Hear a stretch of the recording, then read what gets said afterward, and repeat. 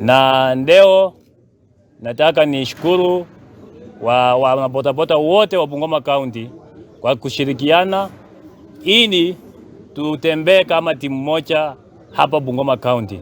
Na mimi kama chama na Bungoma Kaunti, kuna vitu yenye tumeelewana na mambo na County Commissioner na mambo ya security.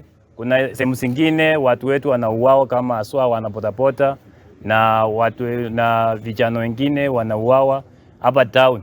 Na hii mambo ya insecurity ilikuwa imepungua na sasa ilikuwa imeenda juu.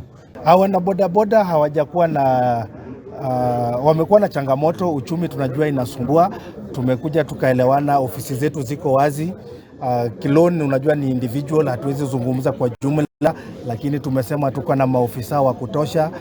Namba za simu ziko wazi, wateja wetu wakuje watukaribie kwa ofisi tuweze kujadiliana, tuweze kuelewana. Tuko na options zile ziko available, tunaweza restructure loan, tunaweza songesha mbele, lakini yote inawezekana kwa mazungumzo. Kwa hivyo tumeamua tukaelewana, wakaribishwe, wako wazi, ofisi ziko wazi kwao, wakuje tujadiliane, tuone vile tunasaidiana. Na kule bado hatujarekebisha na